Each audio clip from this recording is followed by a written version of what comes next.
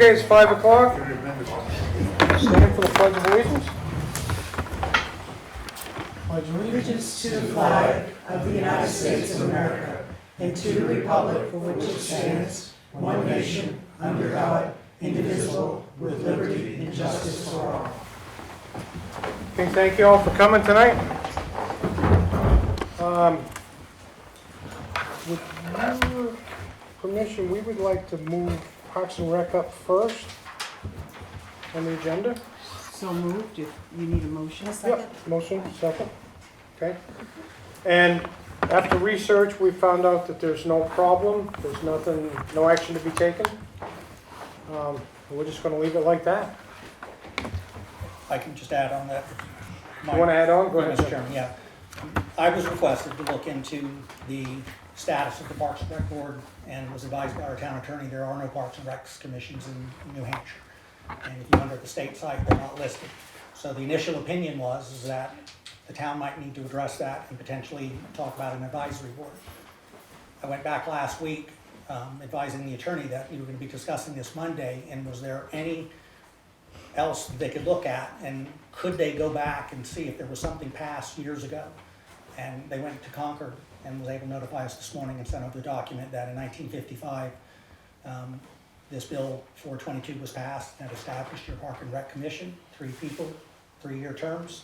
So there is no conflict, there is no issue with the town. Elected officials. Elected officials and town, so there's no issue whatsoever with Parks and Rec being elected. Okay.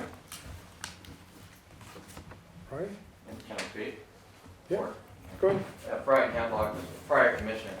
Something for the future, and I can meet with you guys later on if you want. Things have been kind of, I'll just say, construed or mixed up over the last 15, 20 years. And I'll just say, like, with what the Conservation Commission has been doing and appointed to do along with Parks and Rec. And it's just worth looking into so there aren't any big red flags that go up in the future, and I can explain it more in detail later on. But there was at one point where Fred Moody called me a while back, and he said, when I was on the commission, he says, you need to come up here right now because he says, you need to sign and we need to fix some real serious problems. Back then it was the Dells and the dam. Conservation Commission had signed off on paperwork that they had no legal rights to do. And so, and it's just fixing all those little things that should be fixed just for the future, so. Okay. Thank you. Okay. Health Officer. We're going to reappoint Milt Bratz to a 1-year term, correct? Yeah, and I'll make that motion. I'll second it. All those in favor? Aye. There's a form on there too that you'll have to sign Yep. as well. Get that. Yeah, right there. Good. Yeah. All right, next on the agenda is approval of the minutes for the Board of Selectmen meeting on 3/28/22. I'll make that motion. All I'll right, second. all those in favor? Aye. Aye. Aye. I've read them over and I see no problem.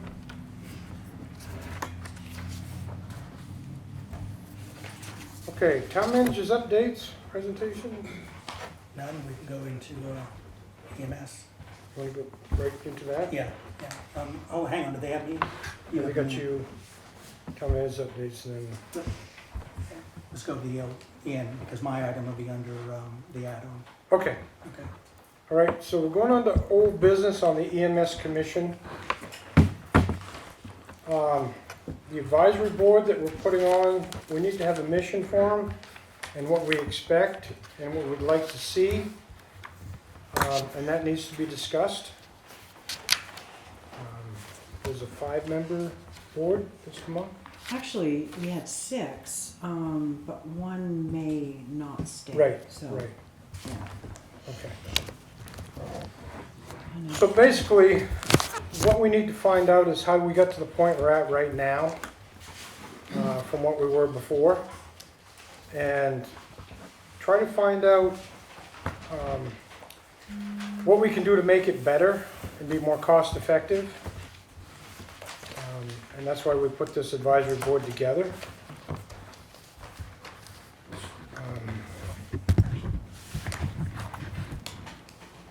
We just need a cost analysis on this particular project compared to,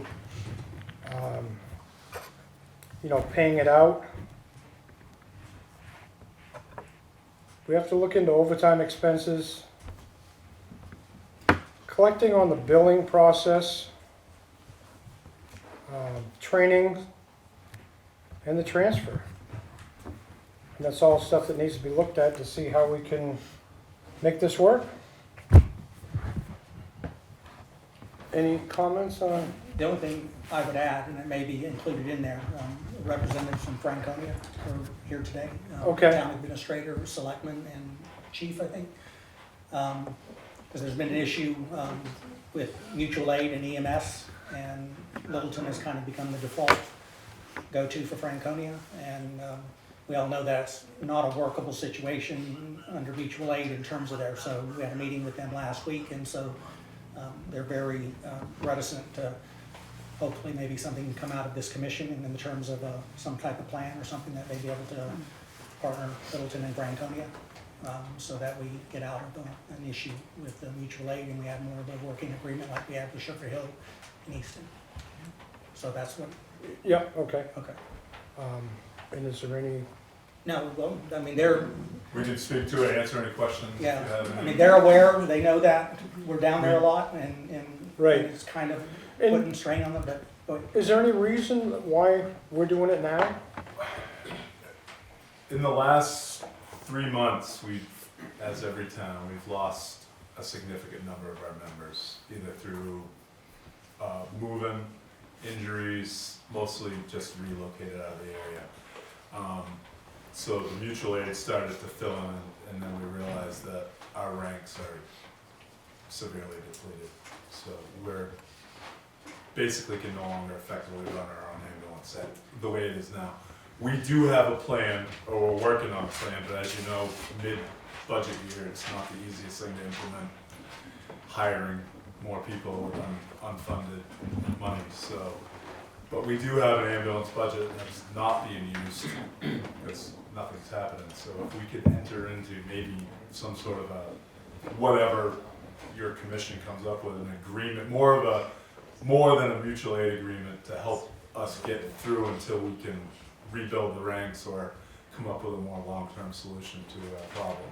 We don't want to rely on the mutual aid agreement as our primary service.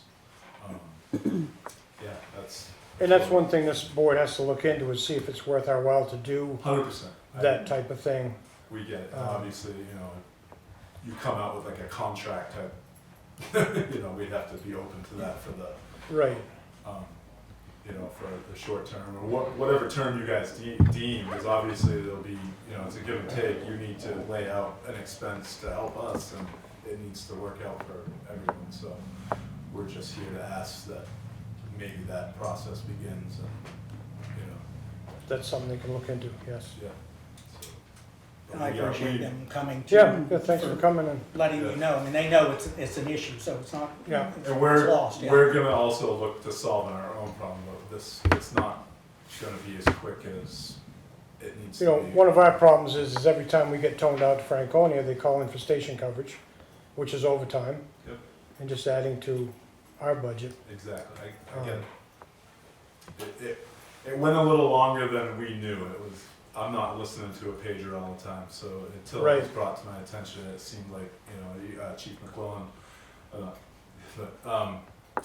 brought it to our attention, and it's like, we need to deal with this, and that's kind of when we all, I say we, the administration of the town, so we Okay. found out that we were a little more dire straits than we knew about, so. Bethlehem was responding for a while, but not anymore. Unfortunately, as you know, the pool is shallow. I think some of our members were theirs and theirs were ours, so it was all the same people. So correct, they were. But they're as depleted. They might be a little better off than we are, but they have one of their significant members that's getting a knee replacement, and they're gonna be,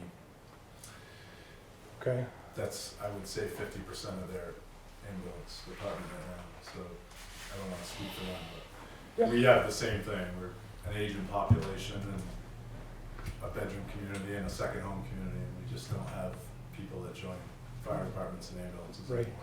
So, They have a meeting at 6 themselves, but I thought, that they thought it was important just for you all to know that they're very much aware. And we are with the aware, town, yeah. we're Appreciate it, looking yeah. to work with you, so, and your department. Good. If you need us to come back or answer any questions or supply numbers, or we can. I imagine the advisory board will be in touch. Okay. Yeah, So hopefully we can keep going the way we are now, but know that we expect to, you know, something a little more if we can continue on, if we can come to an agreement or we're willing, right. so. John, do you have a question? Yeah, question, if Franconia is willing, since you're here, Yeah, do the best we can. some of those trends sound pretty difficult. And I don't see them changing much, so you're being pretty optimistic that you can take it on yourself and think. Well, it's gonna take a huge influx of, Yeah, and that's even if we can find the people. We have some membership that are full-time firefighters elsewhere, and they're gonna draw upon their coworkers, hopefully, to come So- during the days. okay, so my real question to you and Franconia is, are you adamant that you want to not rely on mutual aid, and do you have any interest at all in pooling and having a common service? Regionalized, yeah. That's a discussion that I believe our chiefs have been having in their chiefs meeting. Yeah, definitely. I think, as we all know, EMS has fixed cost, and the more volume you can do, you offset those costs. If you're only doing 100 calls a year versus 200, Only if you get paid. only if you get paid.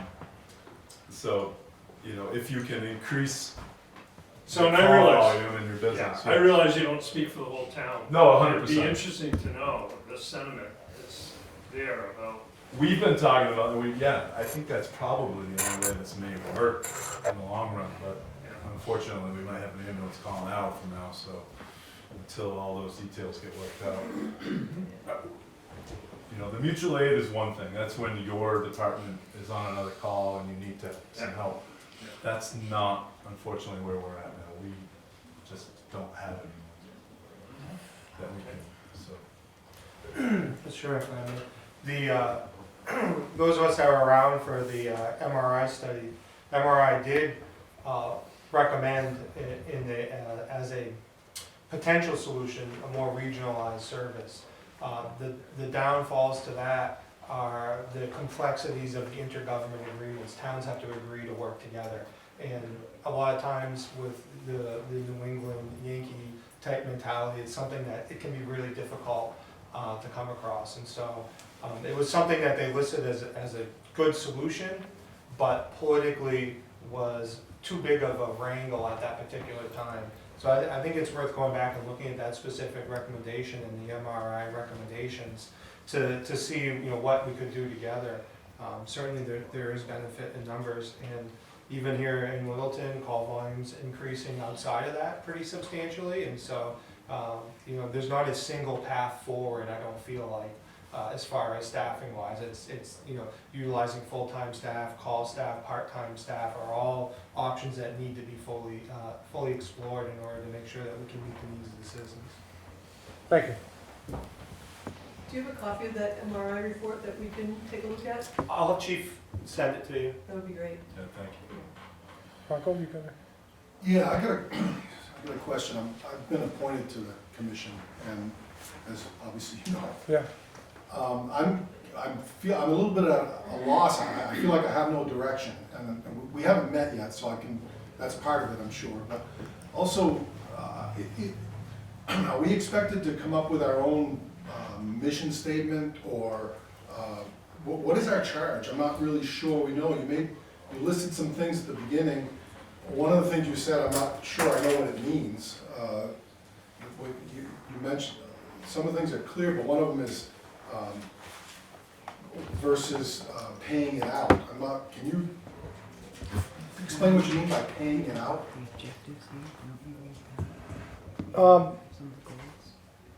Yes, we have objectives and goals. The one thing that I was talking about was collecting what we're billing out.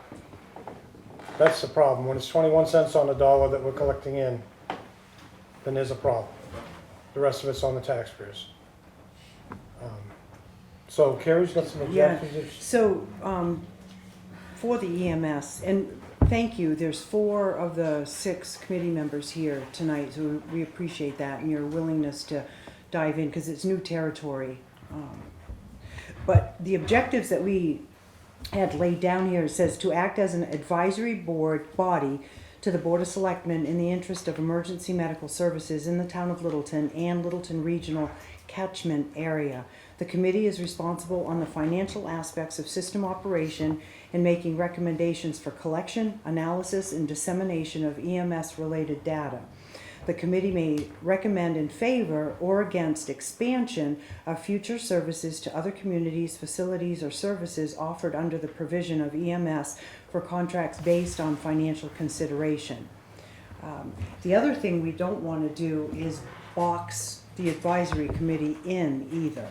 So we want to give flexibility, because you may be going in one direction saying, this is really working and we need to work out or reach out to other towns because this is working, you know, not just Franconia, but who else? The regional aspect. That's what we're looking for with this committee. Not to say either, I mean, we are moving forward with it, but it doesn't mean that we get down the road and the committee sees that this isn't going to work. It's not going to work long term. We don't want to box you in to say that, well, no matter what, we're going to move forward. I mean, we wholeheartedly believe it's going to work, and you know, we want it to work.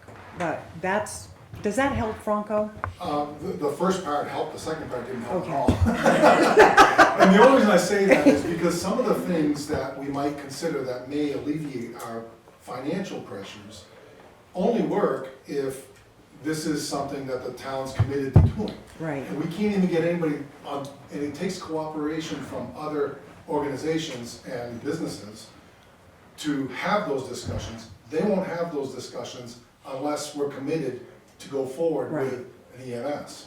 So, you know, if, you know, you cut your legs out from under yourself if we can't,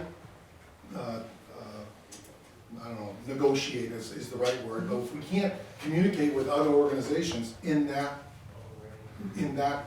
light, then we can't communicate at all, because they won't. So that's my concern, is that I came here concerned, not obviously, but I came here concerned that one of our tasks was to determine whether we were gonna go forward with EMS or we're gonna contract it out, which is what it sounded like at first, when you were talking. And I thought that contracting out was off the table because the board had already made a decision on that. Am I accurate in that, or? I mean, I know that a We town made can a stop doing whatever it wants, whenever it wants. We made a decision to put them on full-time with an advisory board, but we also said that we could shut them down at any time. Yeah, of course, the town can shut down anytime, but our charge isn't to do that analysis. Our charge is to do the analysis of how we're gonna function.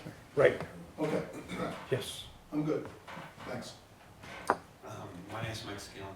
I'm on the committee as well. In thinking this over and everything, one of the obvious things is the threat this could represent to the people already working in the U.S. They want to know they have secure jobs. So how we do that and go forward is important. It is. I don't know how you feel.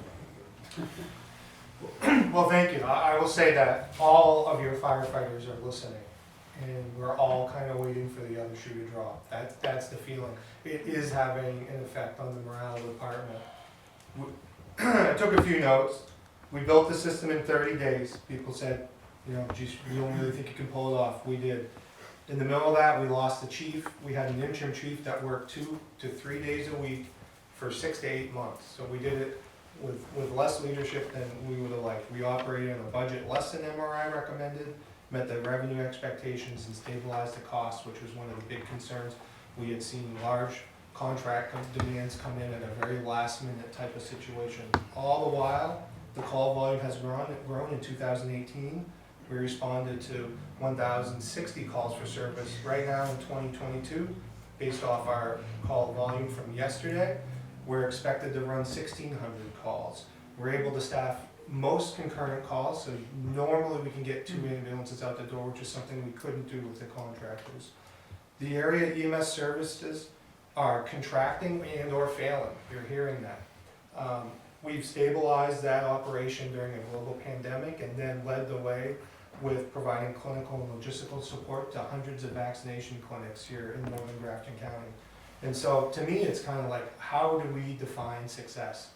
Because I feel like we've hit a home run, but the sense that I personally take from the board is that that may not be the case. I'm very much a data geek. I like looking at numbers. I like understanding billing operations. I think we could build more staff time in to focus on some of those issues. I think there's room for improvement. There's always room for improvement. But by far and large, our firefighters have done a phenomenal job in some really difficult circumstances over the last year. And we're, through the town bringing on Chief McClung, are really starting to hit a stride. We just added, over the last 6 months, 6 new call members. We're starting to see a growth while, like I said, other services are contracting. And we have a long way to go, and the members of the department will say that to you.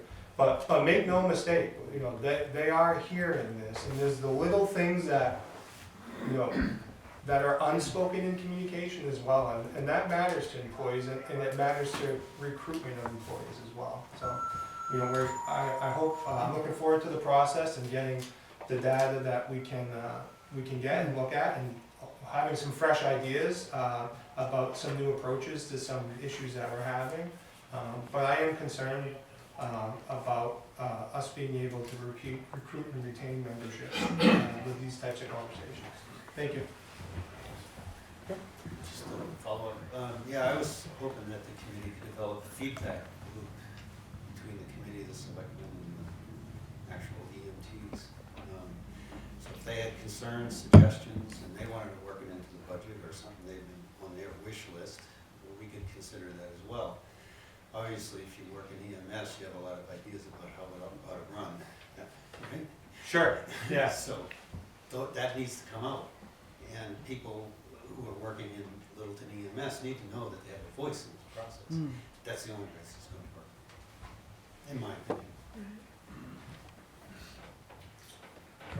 Yeah, thanks, Richard. I have just a small concern with the marching orders.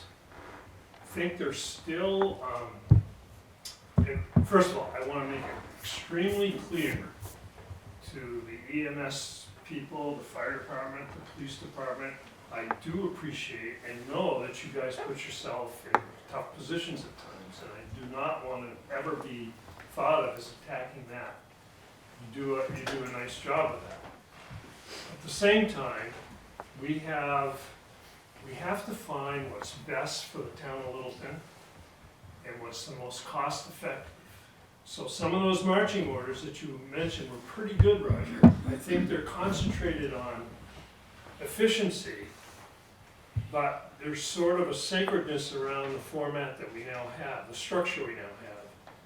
And I would like to see it at least be opened up for the committee's purposes of understanding different structures as well, and making sure we do a fair comparison of all of that, not just the efficiency side of it. And so I think to get the best answer for us in Littleton, and to be sure that, as sure as you can be, you can't be sure. Right. We need to be sure that the format and structure that we have is going to serve us in the best way possible. I think, I liken it a little bit to, we need a reliable, if you will, reliable car. We don't need a Cadillac. Right. And we don't want a little, three-wheel compact either, but we want something that does the job for our area at the best cost. And I think the the marching orders are just a little bit not accepting that side of it in terms of structure. So if I want to be on the committee, you name me as being on the committee, and I'm willing to do it. But I think we need to have the latitude to look at alternative structures as well and compare them. Let's see where the chips fall. Let's find out. And let's Absolutely. find out what the costs are, and let's find out what the service rate is, and the results are, and how we measure those things, so we can do an honest comparison between the different methods.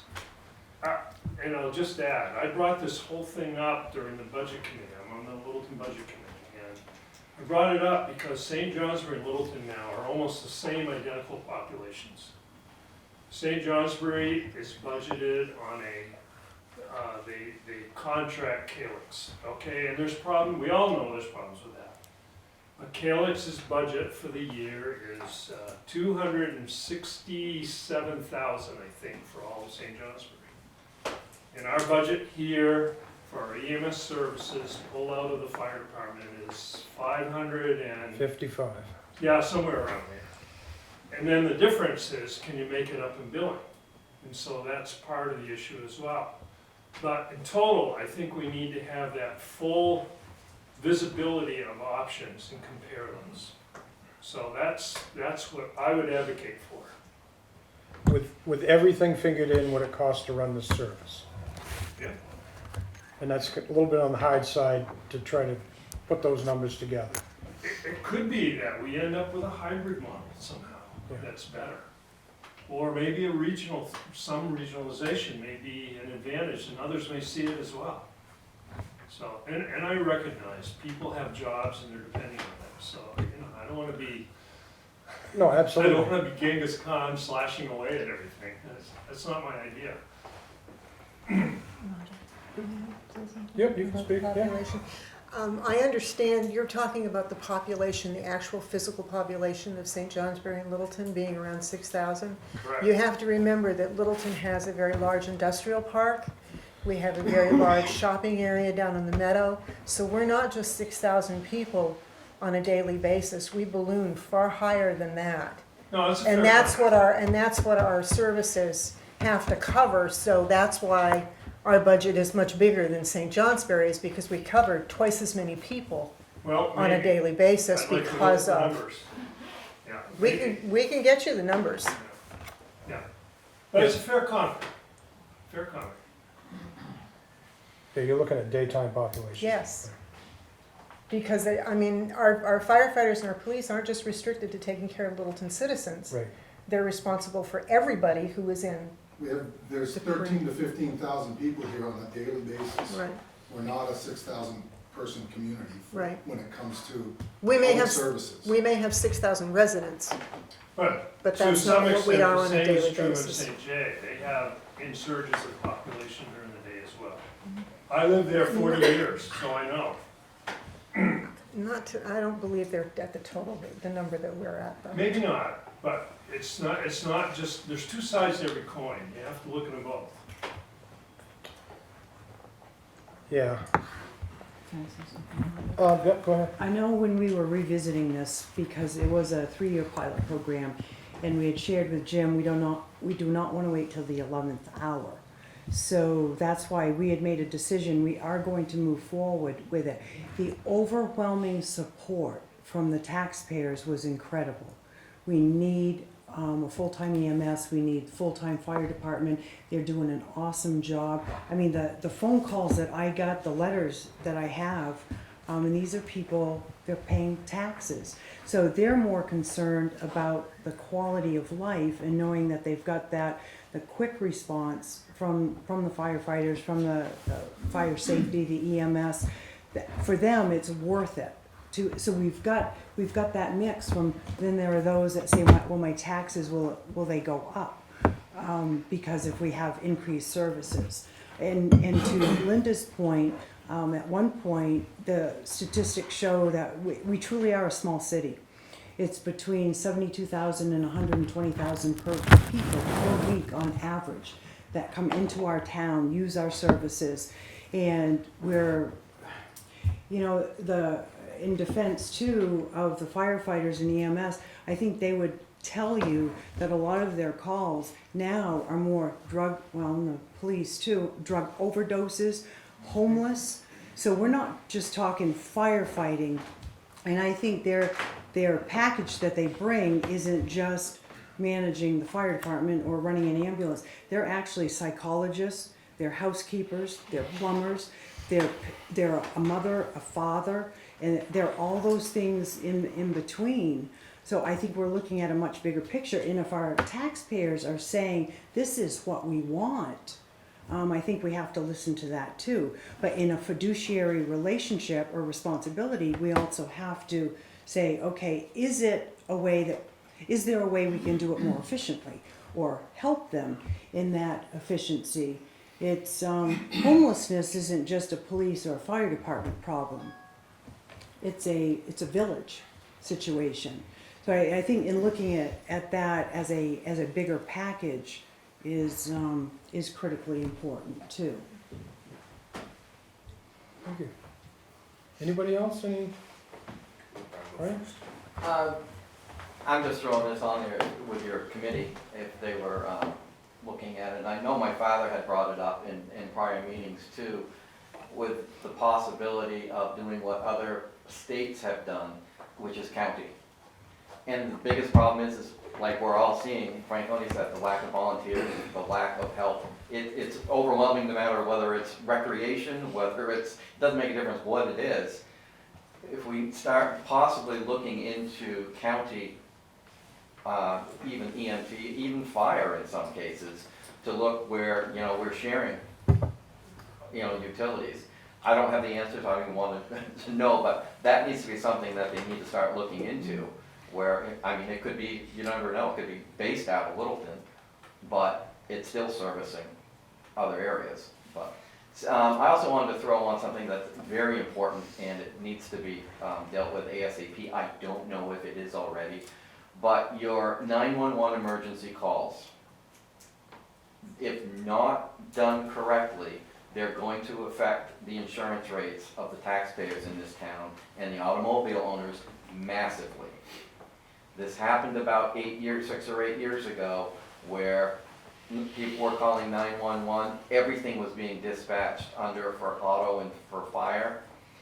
The auto insurance rates in Littleton went up by 30%. People didn't know why, I didn't know why. We actually had a customer who moved from Meadow Street just down over the Lisbon line, and their insurance went down 30%, moving up a mile.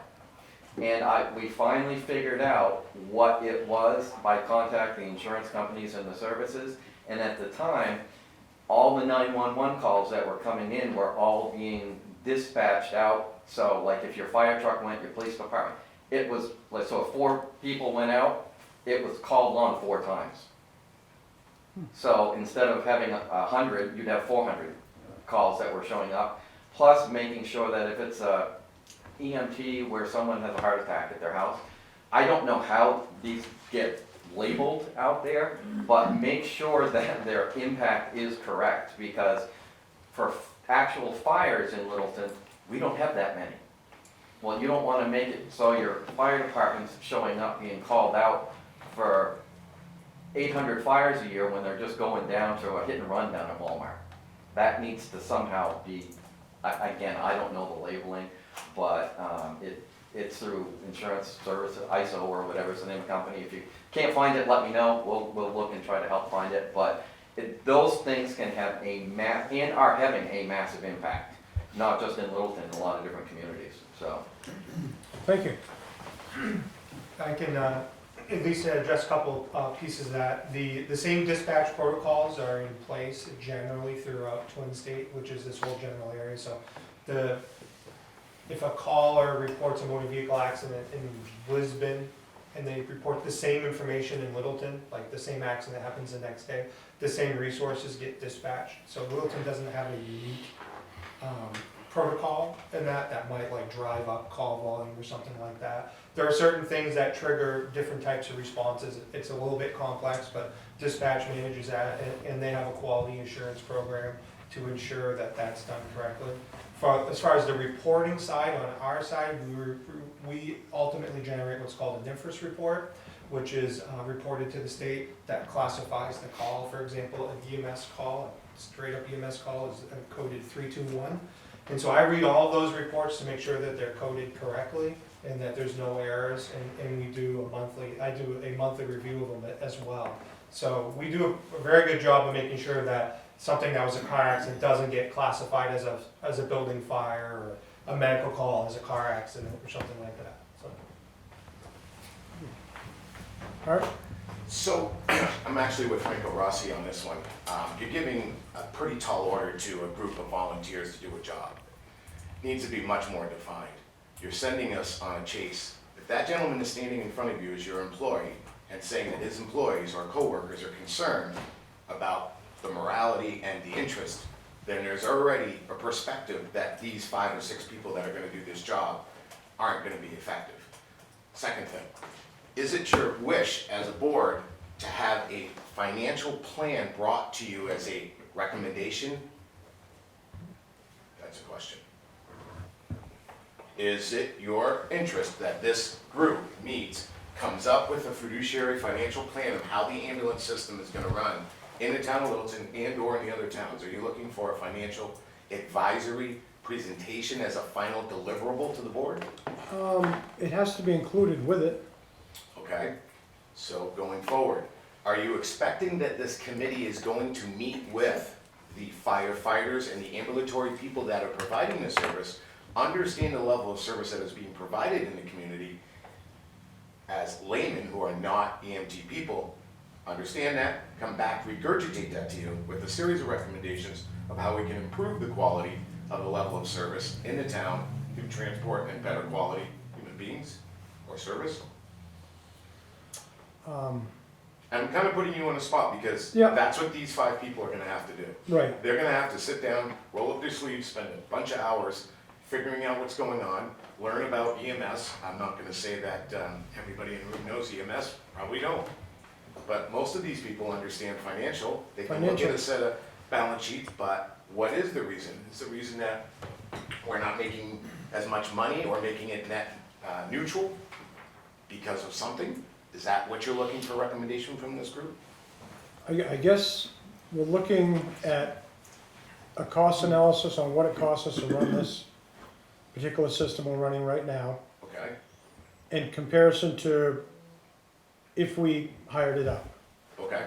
So in order to do that, let me just walk you through that analogy. In order for me to stand there and honestly give you a PowerPoint presentation that's gonna take about 45 minutes of your life and a lot of hours on a lot of our parts, we're gonna have to do an RFP process to understand everybody that can provide that service today in the town of Littleton, rate that, scale that, then correlate that to having a full-time fire department at a higher rate of pay for a human being to provide that ambulance service, give that a weighted measure to having a firefighter on staff to do that, and do that. Is that what you want us to do?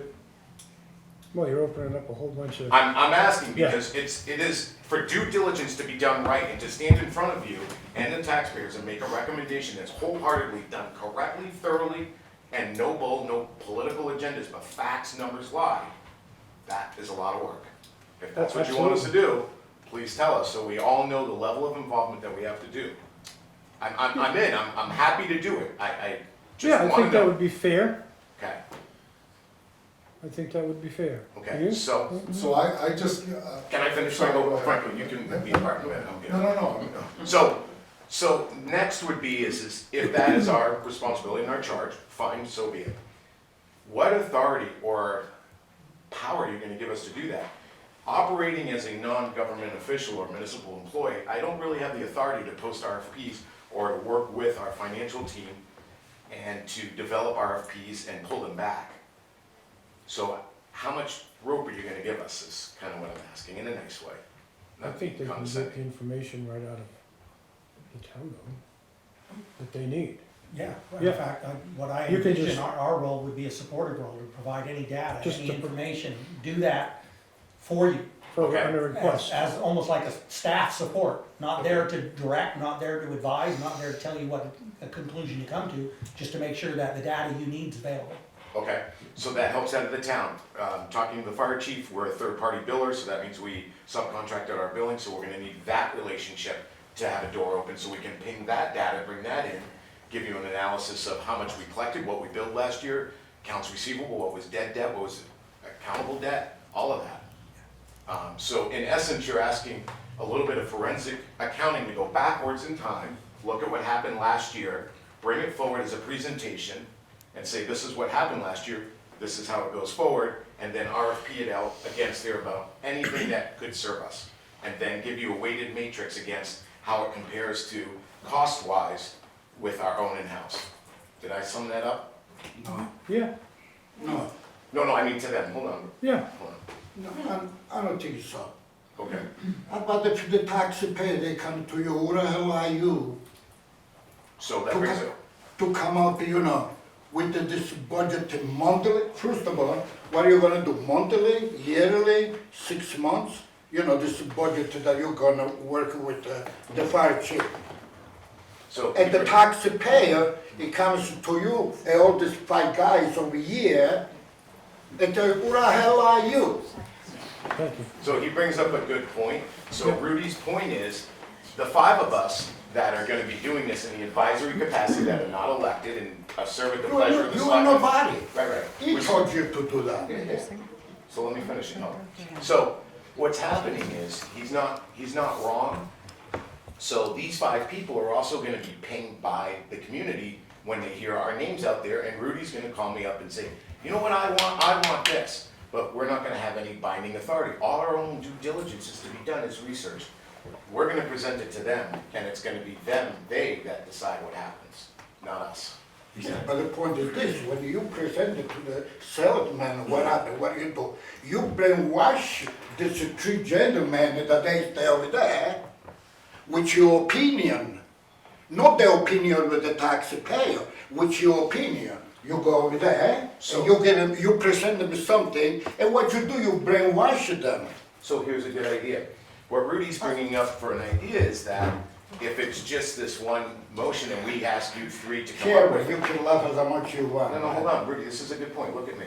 This is a good idea. So the point that Rudy's making that actually works is this committee may wanna also present to the budget committee, may wanna also present to the taxpayers, the findings of the facts. So Rudy's comments aren't misguided, they're just a defining of how this group works. So Rudy, you're not wrong, it's just how do we define this, and we're not there yet. So don't kill me But yet. your findings will be on public record. Right. Do we already know why our expenses for EMS are more expensive than the other towns? If I could just add one Yeah, thing, go ahead. Chairman, if you're okay with that? We talked the $550,000 budget, but what you're not seeing is there was $280,000 of revenue. So if you want to, So so is it dollars all- may be a little closer, I So is think, it- but there's it issues costs there to us look a at, couple like, $100,000 more. pardon? We're talking about a couple $100,000 difference between Littleton and surrounding communities than what they, or proportionally, even what there might even be a ratio of calls. Excuse me, with all due respect, those details are the things that we're supposed to be working on as a commission. It's not to be at this meeting. I'm still concerned with the contradiction of that I just got. And earlier, I was told our charge is not to look back and compare and decide whether we're gonna continue with this, we should continue this or not. Then I just heard you say that we're supposed to compare to contracting it out. Where am I mean, how can you compare if you don't go back? We're not, that's my point, I don't think we are comparing. I thought what you said was we weren't comparing. We're going forward, our job was to find the most efficient and best way to recommend how it operates. Not that we were gonna compare with contracting it out cost. That's my concern, because again, I'll go back to what I said. You cut your legs out from under you as soon as you try to talk to outside people that might make it more efficient. They won't talk to you if we're not committed to continuing. And doing an analysis of comparing it to whether we should contract it out does not commit to continuing, and they won't talk to us. I've experienced that already when I was elbows deep in this. They won't talk to us because of that. We have to be committed to going forward if we wanna do that. I thought that's what the select board decided. The the people voted to approve the budget to go forward, I thought we were moving forward, I thought that was our charge. Not to compare and decide whether it's more cost effective to contract it out. As far as I understood, when I was asked to be on the committee, contracting it out is off the table right now. We know that the selectmen, the town can decide whenever to do something like that, but that's different than being the charge of this committee. So how would you come up with the numbers by just going forward? Come up with what numbers? To find out how we can make it better or Well, more you're cost talking about effective? You're talking about a structure that you want to run as efficiently as possible with cooperation, obviously, from the departments, and determining how we might expand it to a larger area, regionalize, all these things. But it's a full-time EMS, EMT. It's not a, well, maybe we want to contract it out instead because it might be cheaper. That's what I do. The other thing is, right now, we control the billing practices, you've controlled the billing practice, you gave me the parameters to operate under. We do not send people to collections. And so we could see a revenue increase in short order by working those processes, but we've been instructed not to. If you go to other areas where they have contracted services, you're not gonna tell Again, them that they can't. excuse me, I'm sorry, but we keep getting tied up with these details of how it's run, and that's not what we're supposed to be, that's not to be done at this meeting. If I'm gonna be on this committee or commission or whatever it is, I wanna know what I'm supposed to be doing going forward, not solving the problem tonight. So, Franco, Yeah, just in the spirit of trying to work together with you. Sorry to take this away from you, Mr. Chairperson, but I want to try to come to a solution. So the solution is, and I want to have this frank conversation, say this publicly, is I don't think that we're in a position to have a volunteer fire department in Littleton. And I don't think that we want to park firefighters home. That's just not going to happen. There's no vote that's on the table. And you're talking to a pretty conservative human being on this face of the earth. So that's not what this is about. What this is about, I believe, trying to interpret what I'm hearing from the three of them, is that they want to find the best path going forward, and they're going to charge us to do that. What I'm concerned about is how far deep do we go? Are we going into this RFP process? Do we need to figure this out and show them the way that, hey, I can get this subcontracted for $750,000, or I can do it in-house when we want? So, do we need to go back that far? And is what I'm saying, in order to sell them and convince them that this is a model and this hybrid, the stuff that can come from that, I fully subcontracting. understand what you're saying, but my understanding, again, from what we spoke about earlier, was that's off the table. Why do we need to go out to RFP? I don't know, let's ask That's them. off the Just, table. is that what you want us to do? No? No, I think if we go back to, whoops. Go ahead, no, go ahead. So if we go back to the objectives, it's as an advisory body to the Board of Selectmen in the interest of emergency medical services in the town of Littleton and regional catchment area. The committee is responsible on the financial aspects of system operation and making recommendations for collection in support or with support of the EMS analysis and dissemination of EMS related data. The committee may recommend in favor or against expansion of future services to other communities, but that's with the EMS in place. So expansion of future services to other communities, facilities or services offered under the provision of EMS for contracts based on financial consideration. So that's moving forward. So I want to make sure I understand what you just said. There's nothing in that statement about comparing it to contracting out EMS services. There's nothing in there about that. No. So my understanding originally was accurate, but when you made the comment that we gotta compare it to if we contract it out, that's where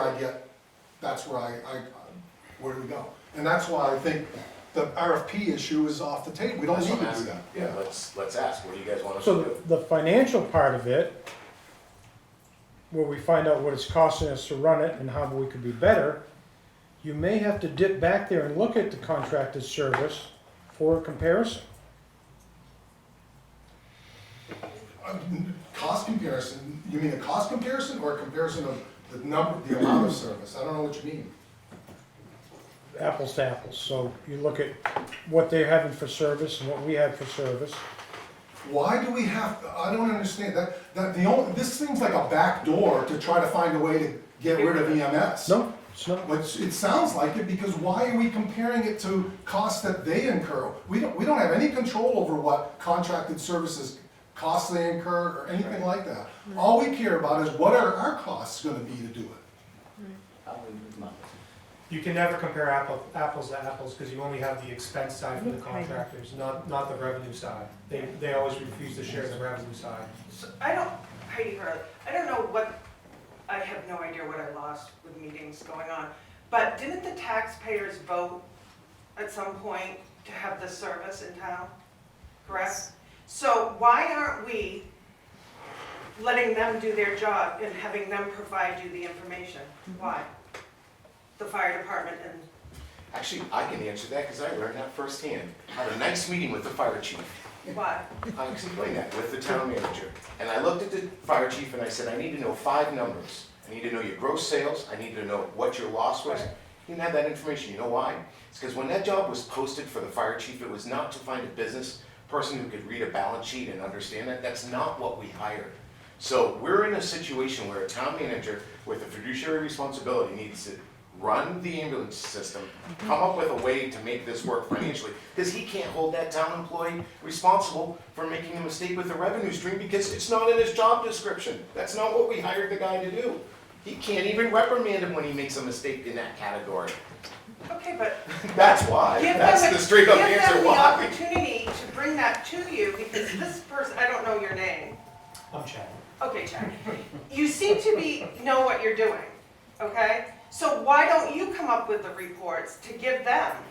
Because that's part of your department, right? So first of all, Chief McClellan regrets that he can't be Okay. here with all of you That's tonight. And so you get me instead as a stand-in. He has a family emergency.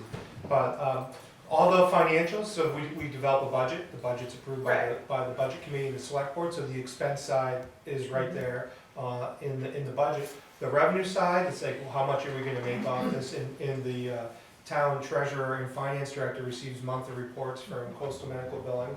We average, from our first month ever in service to February was the last month I had the final numbers for, an average of $23,000 a month in revenue.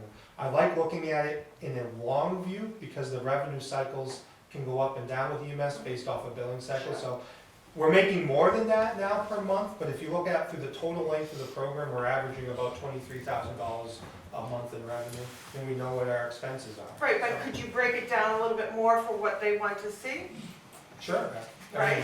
And- But then what you see, and then what you give them, then that should come to the taxpayers in March for a vote on what needs to be done. It shouldn't be the 3 of you, what you decide for that department. Or what you want to change. If they're losing money, is that what you're thinking or whatever? I just think it could be, No, but if I could add in, Yeah. I mean, I think Ms. Hervey's got, I mean, a valid point in the sense that staff needs to be involved. Yeah. I mean, in reference to that information. But sometimes the benefit of an advisory committee of your citizens is a little bit of transparency. So that some people with I a agree with little that. different, better perspective.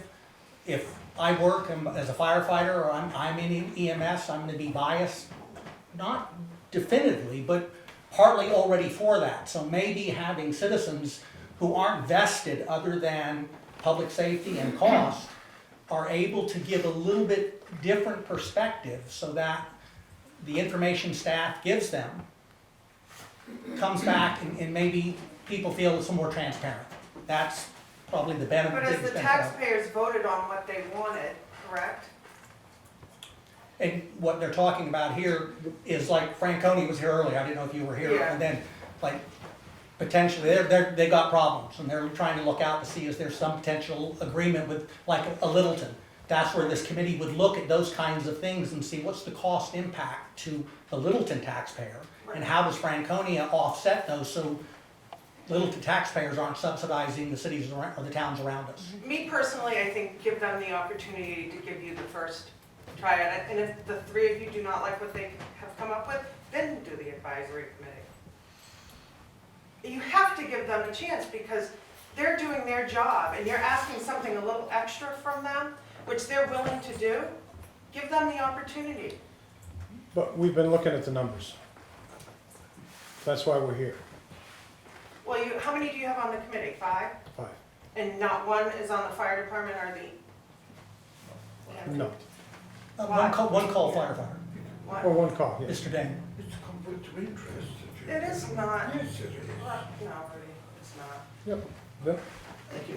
Bill Littleton, was on the original EMS commission, okay? And it's the same problem back then as it is right now. We've got full-time people on that we have to pay, retirement, benefits, and stuff like that. And yes, we do have a call department, and our chief and captain have been trying to get more people involved, but they're kind of like going in the right direction, I think. The money to be made in the EMS is doing transfers. There's a lot of money, a lot of the towns live off that, but they're not paying the retirement and all that stuff. They're just paying these guys just, hourly and all this. But if you have the call department do your transfers, there'd be a huge offset on money in the positive. But that's what I think, and I've talked about this for a long time with the town manager and stuff, and yeah, they all go, yeah, that's a good idea. But I think that's the direction, and we've got more call department people now on that are EMRs, EMTs, right, EMTAs, and they're the ones I think that's gonna make the fire department and the EMS some money. Because they don't have to go, I mean, you still need the same, the paramedics and the A's and the E's and the T's and all that stuff. But they're there to pick the patient up that's in trouble. They stabilize them to get them to, to transport them, get them to the hospital, and then the hospital ships them somewhere else. And that's where your transfers go. And there's a lot of money in it. Bill, but that would be what the committee would look at. Yeah, They would that's what we should look at. determine, and I'll be honest with you, Yeah. a lot of people throw the term around, there's a lot of money. Yeah. Think about this, the people you pick up originally are the same people you transfer. So if they're uninsured when you pick them up, they're uninsured when you transfer. If they're Medicare or Medicaid, there's a capped reimbursement. So there's not a magic pot of money out there that the hospital or somebody's gonna pay Littleton to come and take a patient from A to B, but that's what this committee would look at. What are the costs to the town of Littleton to do transfers? Yeah. What does that look like? Who's gonna do the billing? Who's gonna do the offset? Is there a different way to collect? Well, you're not gonna run it separate, you still, I believe we still can use the same building. But that would be a decision that they would, because that'd be an Yeah. expansion. And that's what the board is looking for, an advisory decision. If they were to expand, what does that look like? How is it paid for? How is it cost? Yeah, What's it cost? what are they paying, what is your cost for the And how many more ambulances do you need, and how many more personnel do you need? But that should be on It's a all warrant part-time. article. They're all on call, just like I do, they need me, I go. And Heidi, yes, and that's where it would be. If there was a decision that it needed to be additional equipment and stuff, that'd be where that data would go for it to be, support that warrant article at budget time. Right. Can you say something? Yes, good. So getting back to what Franco had said, I think these are all aspects, topics that the committee would talk about. And I think Littleton is brand new at this with the combination of the EMS and fire. We're only 2.5 years into it, really. Yeah. So it's brand new. And I think respecting both sides and in the middle, that we want to respect those that are thinking, wow, will our taxes go up, to the others that are saying, this is just awesome. We're so blessed to have the EMS and the fire department combined. That's why, as a board, we have a fiduciary relationship and responsibility to say, are we holding them accountable being brand new? And I think that's really what it boils down to. So being patient with us, getting the committee together, you'll report back to us, and then we're not making any major decisions. At that point, we're looking for your expertise and what you're finding, but I think that's it's brand new for Littleton. And we wanna make sure that, moving forward, that it'll never be a moneymaker. And I think that we've just gotta establish that. We'll never get rich on having an ambulance service. And it's just, if we could ever get close to net zero, that'd be awesome. But even that, but it's a service that has a tremendous value to it. Oops. Sorry. I do not want to drag this out. We've poked the hornet's nest, Yeah. and it's stirring around, and I think I'm at the root of that, to be honest, when I made that comparison between the two towns. I hear Mr. Rossi with his side of the argument. I think I'm on the opposite side. I will have to think about if I want to serve under that basis. I might consider it. I think we could do a service to the town as a committee by really being as factual as we can be. I thought Mr. Ty made some good comments about that. I have to run. I'm not chickening out, but I just have to run. No, that's I understandable. apologize for that. However, I think we gotta be careful about, excuse the expression for a minute, Chad, building an empire. We need to have a Chevrolet, we don't need a Cadillac. We need to figure out how to do that best. So, with that, I have to leave, Thanks, sorry. Thank you, What is the John. time frame on this? For We this? really haven't set one. But don't you think fair to the fire department and them that you have a time frame? Because like he says, the morale is down and things like that. I mean, wouldn't you like a projection of when this report is gonna be done? Well, let's talk about the deliverable. What do you guys want from the committee? How do you want it delivered? And when? Are you looking for budget time in September and August and October? So Absolutely, to budget be- time. So you're gonna look for a conclusion, deliverable by then? First of September? Okay, that's great, yeah, thanks. So anyway, next thing in the procedural stuff of dealing with it, because Franco and I are on the same page of what do you want us to do, so we can build an agenda of what we have to accomplish over what time period. You set us now as a close date of September to give you a deliverable for your budget. You want a financial analysis of what we currently have and a financial recommendation of how we can deliver a more cost-effective with the structure that we currently have. Next, you want us to give you recommendations to work with other towns. That's new, that just started tonight. If it's something you could look into to find out, but like, what I'm seeing is we're getting paid from Easton $10,000 a year. Okay, Sugar Hill, $20,000 a year. Correct. okay, Why can't Littleton find somebody to cover us for $100,000 a year? okay. So what you want us to do is look in the surrounding town. And You're if we not get setting us enough- to a radius, just look in the surrounding towns to come up with a revenue stream that can work with it. Okay? Yeah, yeah. All right. Yeah. Franco, did I miss anything? What about Probably, but I don't know. Go ahead. Are there any legal impediments to having ride-alongs? Members of the committee could get familiar with EMS? No, we just ask people are generally healthy and they sign a waiver, and then they're bound by Patient confidentiality from what they see and who they see, basically. And they're personally liable for that, so, you know.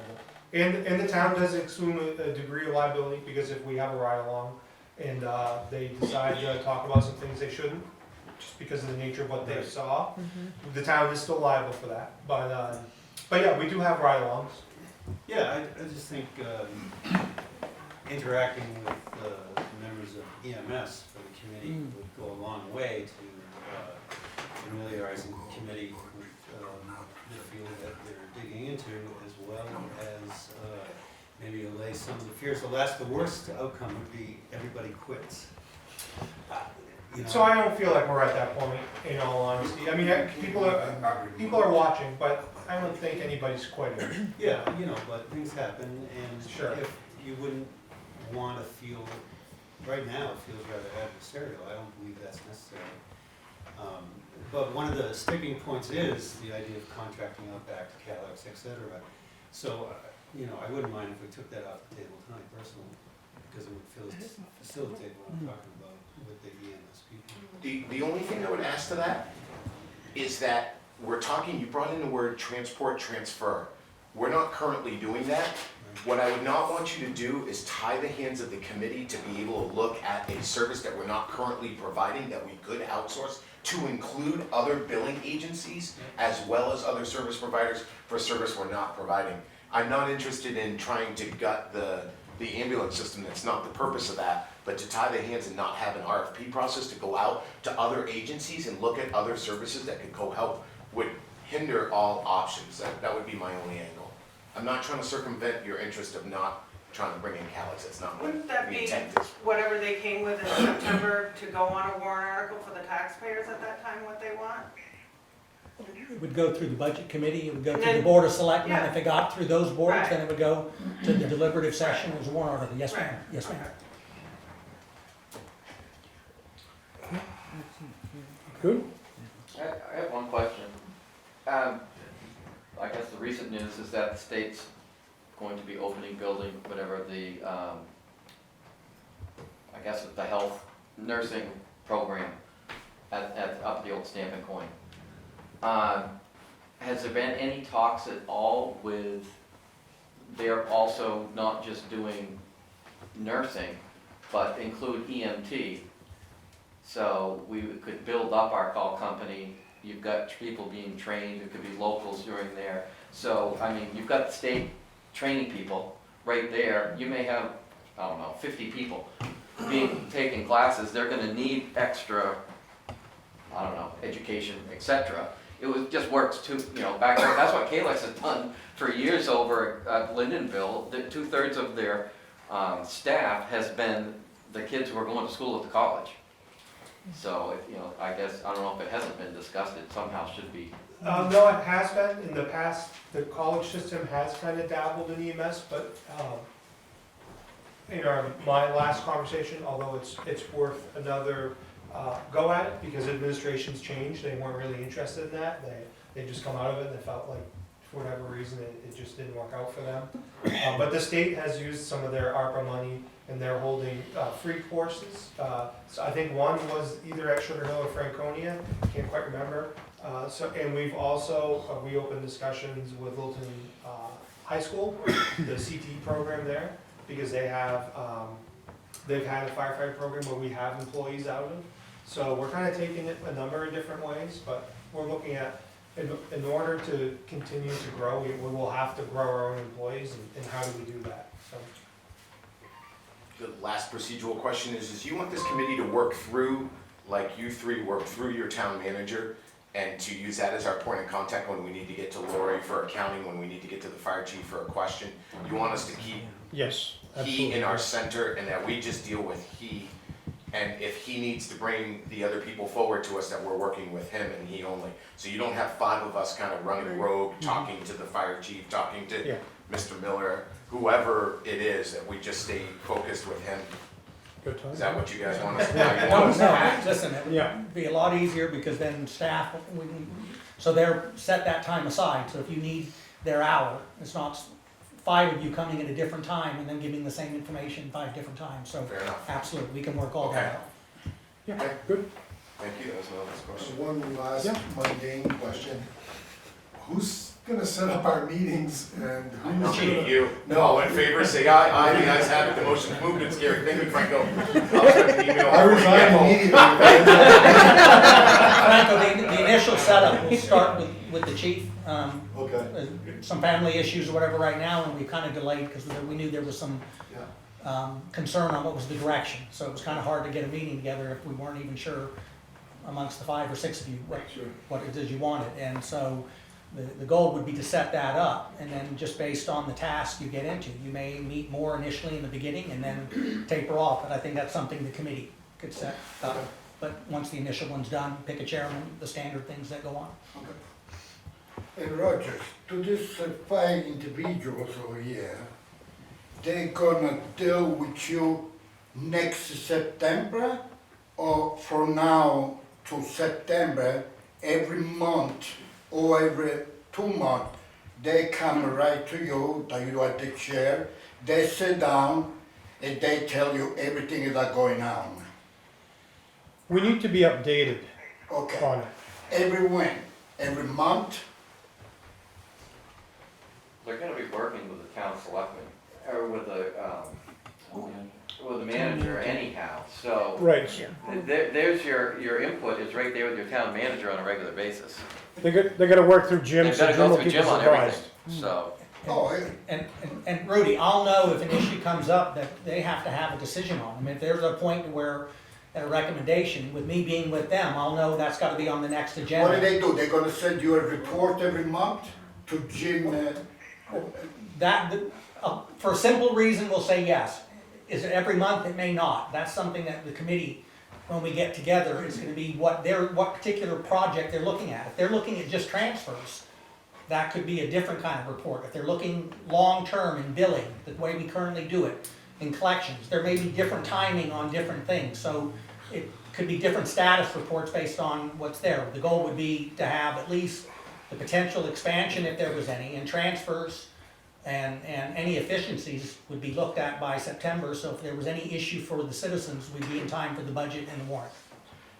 You as a town manager, do you gonna write kind of bylaws for this 5 individual to come to you every month and give you the run out of the town?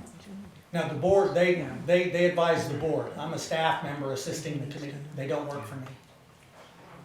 I don't work for him, trust me. It's so confusing. Yeah, I think we've pretty much covered it now. Good, thank you. You know, We can move on to the next. Yes. Thank you.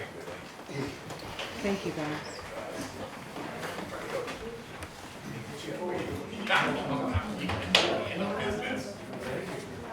Can I ask a question? I'll talk to you If one of my members needing to leave, can I ask for someone to make a motion to move the cleanup day up to now? Yeah, yeah, if that's okay. Yeah. Okay, we'll move up to the Parks and Rec, informational notification of Trout Unlimited Amnesic River Cleanup Day, May 7th. Yes, so the Amanuensis Chapter Trout Unlimited partnership with Casella Waste Systems, Parks and Rec, and the Schilling Beer Company are planning our first ever Amanuensis River cleanup event in downtown Littleton, with the goal of involving the community in the protection and preservation of our Amanuensis River and the surrounding shoreline. So this is informative. It has been approved via the special event application, and I have brought Nathan Carroll of Cardinal Consulting and Rebecca Metcalf of Casella to talk more about the details. You gave most of the ones that I was going to Anything else to add? Caitlin pretty much said it. We're planning the cleanup day for May 7th. We're inviting the community, any volunteers who'd like to come.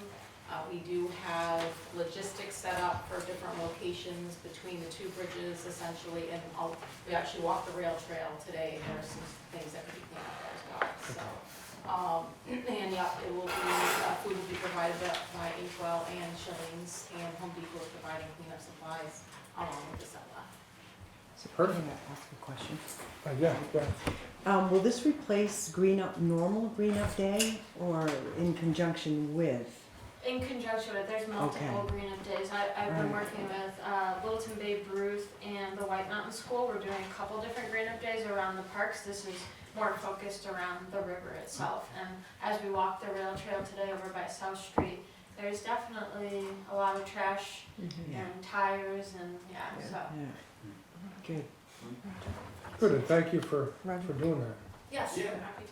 So the partnership came out of Trout Unlimited and Skylar Sweet, who unfortunately couldn't be here today, underwent some surgery recently, is doing fine, but we told him, stay home and rest. You don't have to do that. But the partnership came because of the relationship that Trout Unlimited has with Casella. Casella in Vermont, where their home base is always doing these types of cleanups, and Trout Unlimited had wanted to do that, and Skylar and his board wanted more awareness in the community of what Trout Unlimited is. They joke, if you ask them, they joke that they're just a bunch of old guys that like to fish. And he always says, well, that's partly true. It is also that there's a lot of other things that they do for the watershed, for fish, for the river itself. So we're really working, the way in which we're marketing this and promoting this is to give Trout Unlimited a lot more awareness in the community as well, because they want more members and more folks to do the good work that they're doing. So this is just really a nice jumping off point, I think, for this group. It's been amazing to have Caitlin, to have Doug Damco and his feedback as well. We did have a full meeting with both of our chiefs and a number of other folks to review that event form and go through all of that. We're working with them with both police and fire day of, utilizing their UTV as well as their expertise to inform our volunteers around the safety aspect of things. They're going to be there, be present, give kind of a safety talk in the beginning. We will have worked out together with this entire group, and I am kind of the facilitator of the planning, as it were, bringing folks together, meetings, things like that.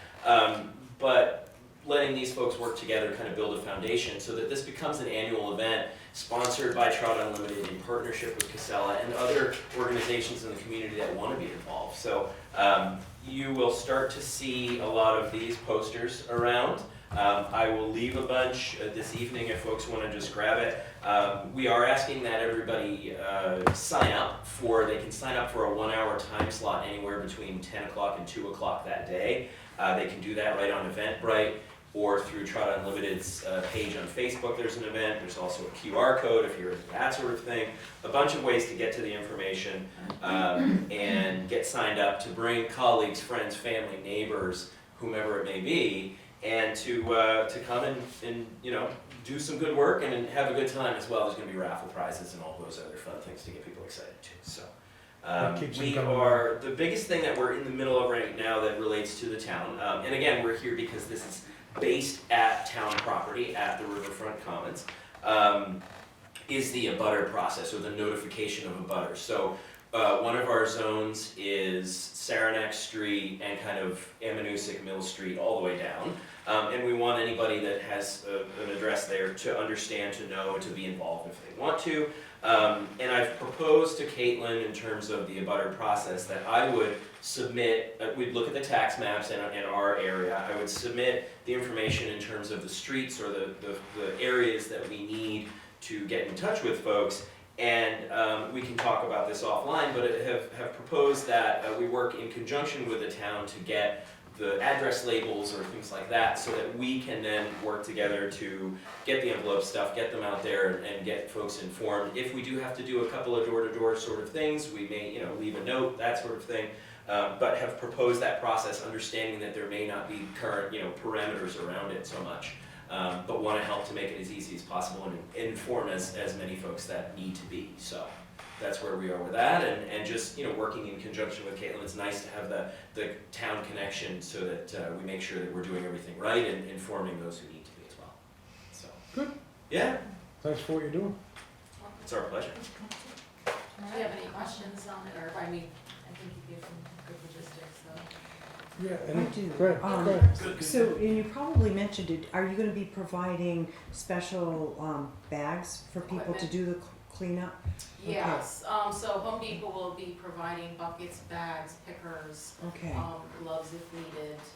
We will have a can down there, dumpster down there, as well as the UTVs will be able to pull. There's some bigger things up on the rail trail that need to be pulled out. Right. So I think we'll have a wagon of some sort to get that. So the other follow-up, and you probably said this too, thinking the chief here, when we have a normal Earth Day, we find a lot of needles.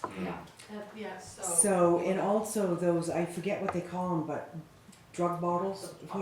Right, that was one of our main things that we addressed in that meeting, and Chief was good enough to kind of inform us around.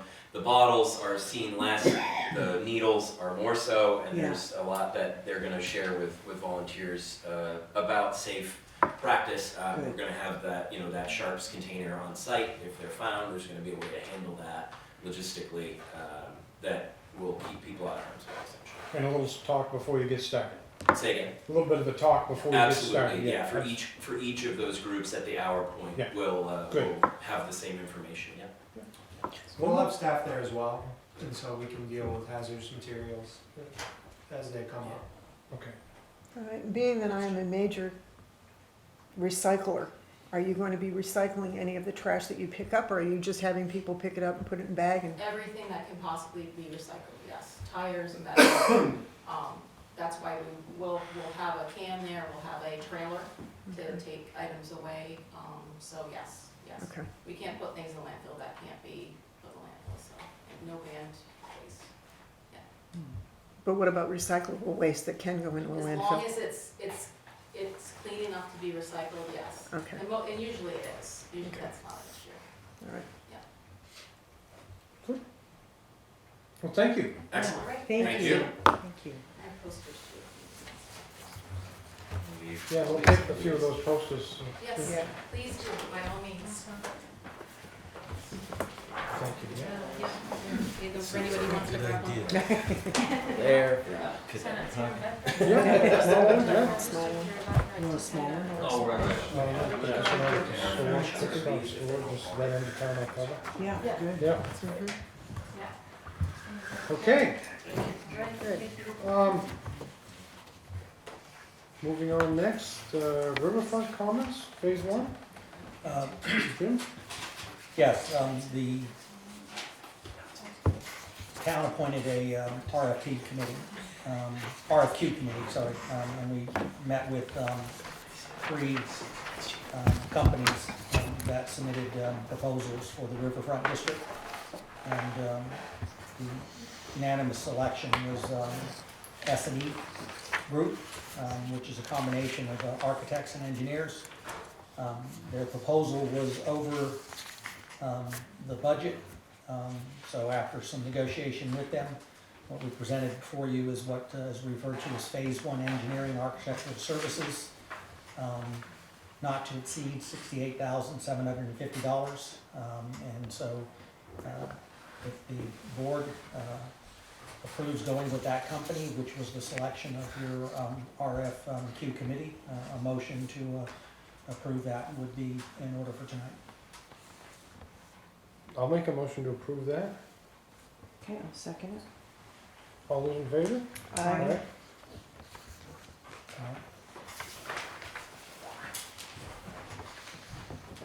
Adam, you waited for that? Yeah. Adam's here tonight. Adam's gonna be the lead on this phase one, Okay. on the project. A big portion of that is the entertainment, kind of open. I know it's conservation area, but Yep, being used like for the concerts and what have you. And so between him and Caitlin, he got the short straw, but he did volunteer to pick up on that project. So looking forward to him taking the leadership on that. Good. thank you. Yeah. Can we just jump back to this here for a second? Yes, Question, Caitlin, where do people sign up? I know the QR code, they can go there and register or whatever, but let's say somebody just wants to the old-fashioned way. They can sign up, I think they created the Eventbrite online, just to get a sense of how many people. 'Cause Okay, they mapped out like 5 different areas and they wanna send them out that way. So you okay, can absolutely come day of to the Commons and register. okay. register right there. Yeah. All right, good, Yeah, thank that's a you. good question. Good Yeah. question. Yeah. Okay. Parks and Rec on the new business? Oh, I think you already got that. That Already was got the that. cleanup. Yeah. Yep, okay, Yeah. nope. Okay, I'm gonna look it up. Um, We do the Parks and Rec Commission went through that. Town Hall options. I put this on after the last meeting we had. New member, Board of Selectmen, Yep. McNeil had asked about the status of our lease, and we still haven't officially got something back. The bank will be in on the 14th to do an inspection, follow-up involving the safety report, and out of that, Select Member General, it said, would we put this back on so that at least some discussion as an alternative to lease, not that it's necessarily available today, but at least should those discussions start. And so it was put back under an item then so that, just for you guys to have discussion. So I guess, think, yeah, I guess what I was thinking was, if we move forward on the lease for where we're at, they're only gonna give us one year anyways. Okay. But I'm thinking ahead, should we give Jim permission to check around to see what buildings are available? I know there's some commercial buildings that could or could not work, but to give, make a motion to allow him to do some research and then bring back to the board what he's found, both on a lease and a purchase opportunity.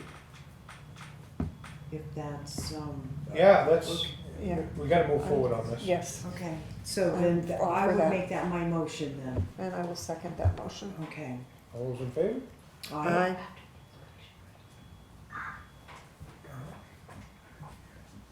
Okay, understood. Okay.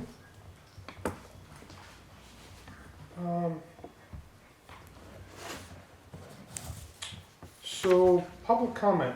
I had one other thing under the Board of Selectmen topics Oh, that I'm sorry, did not Betty. get on there because I just talked to Jim about it at 2:00 this afternoon.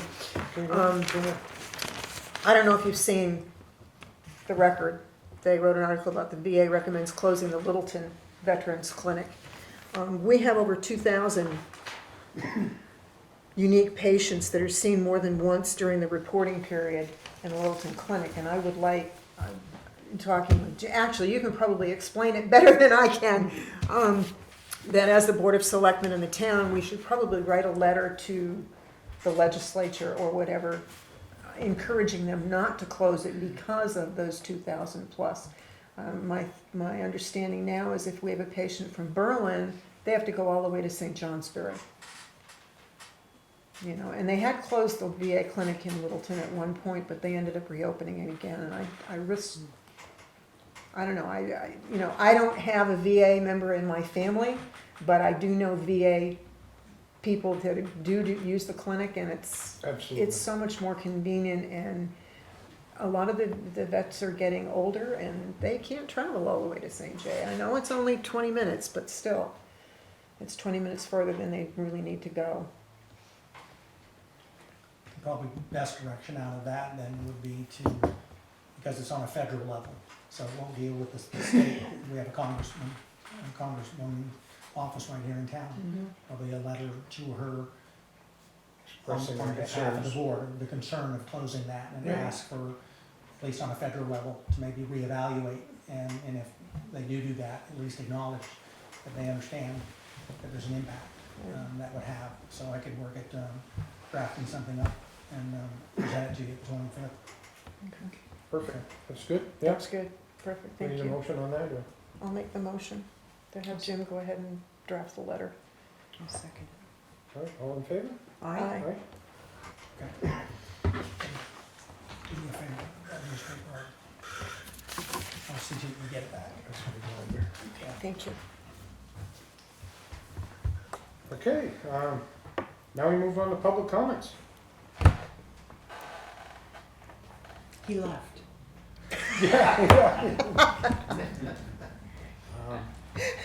Thanks for letting me watch you work. I guess no public comments, so, Board of Assessors, nothing there? No, no. Okay. no. So I'd entertain a motion to, I would like to interrupt again, oh, go ahead, go ahead. since I am the new kid on the block. Yeah, I would like to go into non-public session to discuss an employee if we possibly could. under RSA, Whichever one, RSA. 91A3. A3, 2C, 2, would that be that one? Yeah, C. yeah, that would be the one. Okay. Yeah, okay, we'll go into non-public, but the regular meeting is, make a motion to, Actually, I do have one question. How do Okay. we get notified when the EMS committee meets? You get an email from the chief, we've Yeah. got all the contact information, and after this meeting now, we know better direction for setting that date for. Yeah. motion to adjourn. I'll make that motion. All right, I'll second it. all right, all those in favor? Aye. Aye. Aye.